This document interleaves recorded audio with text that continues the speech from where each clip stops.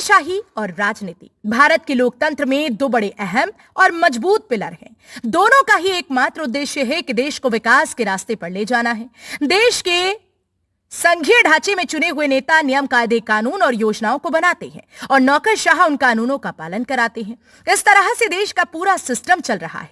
देश के संघीय ढांचे में खास बात यह है कि राजनेताओं का आना जाना लगा रहता है, यानी कि सरकार बदलती रहती है और नेताओं के चेहरे भी बदल जाते हैं, लेकिन नौकरशाहों का अपना कामकाज नहीं बदलता। नौकरशाहों को जिस काम पर लगाया जाता है वो उस काम में लगे रहते हैं। नौकरशाही एक ऐसा तंत्र है जो सरकारी मशीनरी को चलाता है। नौकरशाही गांव की एक मामूली गली से लेकर बड़े से बड़े शहरों तक और देश की सत्ता तक काबिज है। तो ये माना जा सकता है कि नौकरशाहों को ग्राउंड जीरो की एक एक चीज के बारे में जानकारी है। नौकरशाह ऐसे हुए कि राजनीतिक दलों में शामिल कराया गया और उन नौकरशाहों ने अपने काम के बल पर जनता की सेवा करके साबित किया कि नौकरशाह राजनीति में आकर भी अच्छा काम कर सकते हैं। राजनीति में कई नौकरशाह के कामकाज को देखते हुए तमाम दलों में इस बात की होड़ मच गई, एक्टिव नौकरशाहों को पार्टी में शामिल कराया जाए।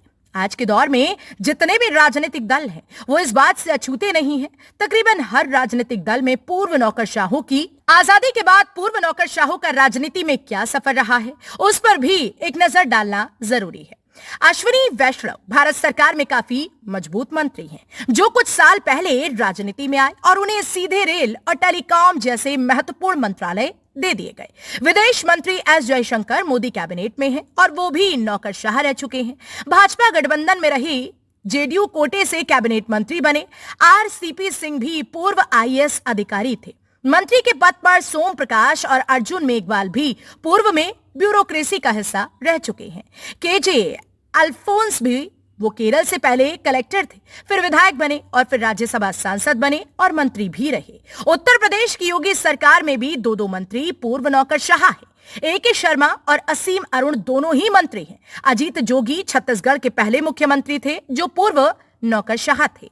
अजीत जोगी ने भोपाल के Maulana Azad college of technology से मैकेनिकल इंजीनियरिंग की पढ़ाई की और 1968 में यूनिवर्सिटी गोल्ड मेडल जीता। कॉलेज के बाद वे 1968 में आईएएस अफसर बने। एक नौकरी छोड़ने के बाद वे कांग्रेस पार्टी में शामिल हो गए थे। मणिशंकर अय्यर का जन्म लाहौर में हुआ था और वो 1963 में भारतीय विदेश सेवा शामिल हुए।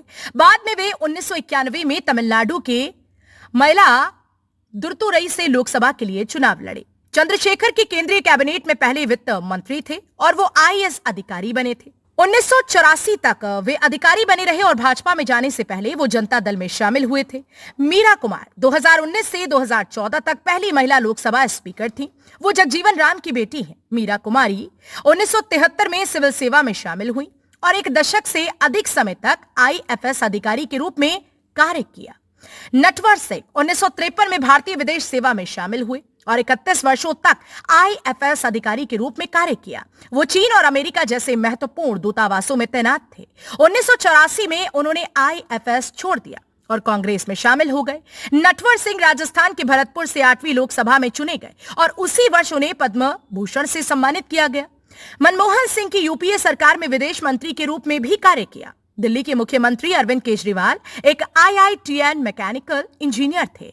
फिर उन्होंने सिविल सेवा परीक्षा उत्तीर्ण की और 1995 में सहायक आयकर आयुक्त के रूप में भारतीय राजस्व सेवा यानी आईआरएस में शामिल हुए। हरदीप सिंह पुरी वर्तमान में आवास और शहरी मामलों के राज्य मंत्री हैं। वे 1974 में भारतीय विदेश सेवा में शामिल हुए। उन्होंने यूके और ब्राजील में एक राजदूत के रूप में कार्य किया।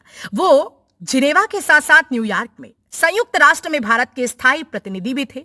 उन्होंने 2011-12 में संयुक्त राष्ट्र सुरक्षा परिषद काउंटर टेररिज्म कमेटी के अध्यक्ष के रूप में भी कार्य किया।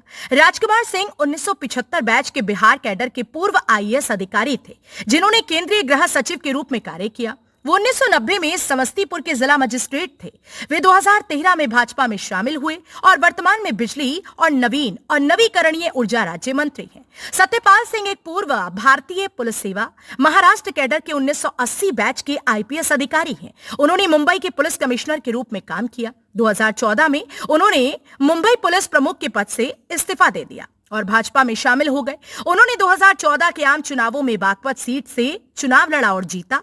वह भारत के मानव संसाधन विकास राज्य मंत्री थे। अल्फोंस कन्नथम केरल के कोट्टायम जिले के रहने वाले अल्फोंस 1979 बैच के सेवानिवृत्त आईएएस अधिकारी हैं। वह उस वर्ष कोट्टायम में कंजारा पल्ली से एक निर्दलीय विधायक के रूप में चुने गए थे। 2011 में वह भाजपा में शामिल हुए और 6 साल बाद राजस्थान से राज्यसभा सांसद बने। समाजवादी पार्टी की सरकार में मंत्री रहे अहमद हसन भी पुलिस विभाग में अधिकारी थे। नौकरशाह की राजनीति में आने की लिस्ट काफी लंबी है, लेकिन ये चेहरे कुछ चर्चित हैं। जानकार मानते हैं कि अफसरों को काम करने का एक लंबा अनुभव होता है, जो शायद नेताओं को कम होता है। इसलिए हर पार्टी चाहती है कि तेज तर्रार अफसर रिटायरमेंट के बाद पार्टी में शामिल हो। Bureau report.